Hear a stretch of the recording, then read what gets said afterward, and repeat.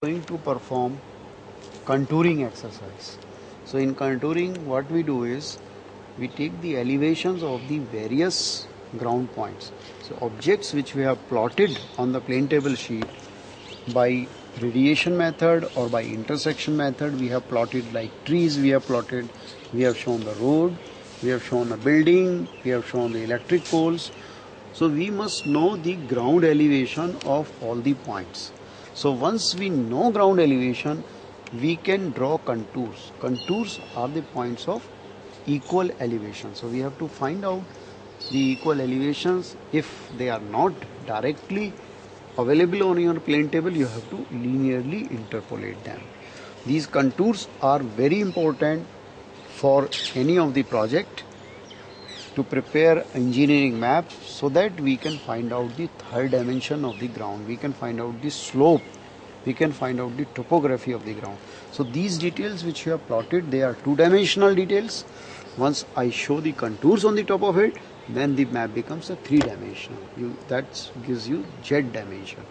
So by knowing Z dimension, you can tell me whether this tree is higher elevation or this tree is at a higher elevation. You can also tell me which way the slope is going. You can also give me profile of the ground and so on. So many things you can work out with the help of the contours. So let us learn today how to take the elevations. So as we are doing leveling, so as we take the observation in the leveling, we are following exactly the same procedure to take the spot elevations of the points. So thing which you have to remember here is, suppose you are plotting this tree by radiation method, at the same time you have to take the elevation of this point and write the value here. So to note down the elevation, to take the elevations, what we are doing is we are using an instrument called level. If the ground is highly undulating, then we will use theodolite. If we are working in a mountainous area, we can use clinometer and clinophore. So same procedure we have to use. You have to level it with the help of the 3-foot screws, and once the bubble is in the center, then we start our work. So you can see that that building corner has already been plotted. Now a person is standing here with the staff, so I like to focus on that. I like to read this reading, steady wire reading of the staff here. So once I take the steady wire reading, I focus the staff, I note down the 3 readings from the upper wire and the lower wire reading. I can get the distance also of that particular corner. So I will know the elevation of this point from the middle wire reading. I know the elevation of this point if I measure the height of this plane table from the ground. So you can measure the height of the plane table from the ground. So this is roughly 1.2 meter.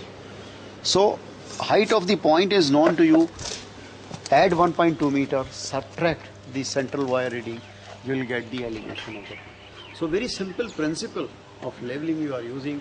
So once I know the elevation of that point, so from the reading and the calculations, the elevation of that point, this corner comes out to be 202.345 meter. So now I'll send the person to another point. Say for example that large tree which you can see. So I know now the location of this large tree. So I'll again bisect the staff and note down the reading. So I have bisected the staff and note down the reading, and the same way I can add the height of the plane table, subtract the central wire reading, and I can now find out what is the elevation of that tree. So elevation of this particular tree comes out to be 201.561 meter. So this way what we will do is we will find out the elevation of the various points by sending the staff at different locations and write the elevation value right on the plane table. You don't have to write anywhere else. You have to write all the elevation value on the plane table top. Stop. You can see that we have carried out that exercise and determined the elevation of various points on the ground. So once you get these elevation on the points, your next job is interpolation of contours. So this is very important to understand how you interpolate the contour. There are several methods. I'll explain you here very simple linear interpolation method. And linear interpolation method is based on one single assumption that the ground is uniformly sloping. What is the meaning of that? Meaning of that is very simple. For example, this is 200.9, this particular point elevation, and this elevation of this tree bottom is 201.132. If I join these 2 points by a straight line, so I can see here this is more than 200, this is greater than 201. So if I have to draw a contour of 201 meter, so that means 201 meters somewhere lie between these 2 points. It may lie here, it may lie here. It depends upon the interpolation. So I know this value, I know this value. If I take the difference of these two, I know the distance, I can make the divisions and I will immediately know that this is 201. So that means my contour of 201 will certainly pass from here.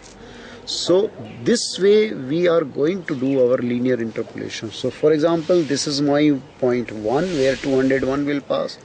This is 200, this is 202. If I join these 2 points and again find out 201, maybe 201 will pass through here. So this is 200.9, this is 202. So maybe by linear interpolation we find out another point of 201. So this is the procedure. This is 200 and this is 201.561. So again 200 may pass somewhere here, 201. So once I get sufficient number of points of 201 value, I can join this point, I can join this point, I can join this point by a smooth curve. So you have to use a very smooth curve. Now what will be the shape in between? You have to look at the topography, you have to remember the characteristics of the contours, you have to see the slope of the ground. So that is why the contours are plotted in the field itself. So you can plot this line, join this line wherever you find 201 and this becomes a 201 meter contour.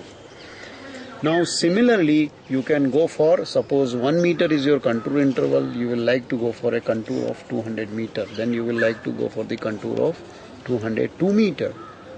So to find out the contour of 200 meter, again you have to see this value is 200.564, this is 199.510.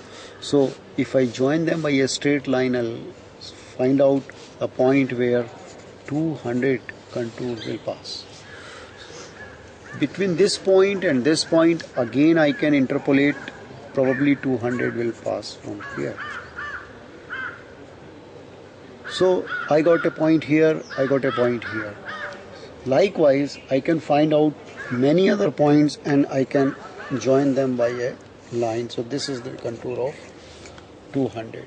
So I know the contour of 201, I know the contour of 200, I know the contour of, now I can plot the contour of 202 in the same fashion. This is 201, this is 202. So if I join by a straight line, 202 will be somewhere here. This is 201, this is 202, so maybe 202 will lie somewhere here. So I know this point, I know this point, so they will definitely pass through 202 contour. And same way I can find out other points also. This is 201, this is 203. So 202 maybe will pass from here. So this line will definitely pass from there. So what will be the shape in between this? You have to see the ground. You have to remember the characteristics of the contours as well as the objects which are present on the ground. So here on the plane table itself, I got 202 meter contour, 201 meter contour and 200 contour.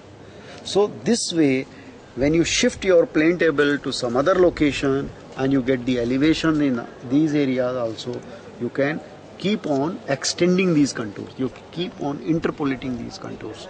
So this is the way to interpolate the contour. Suppose I have to get the contour of 201.5 meter contour. So I know 200 contour, 201, I know 202. So I can draw one line in between and this contour will be 201.5.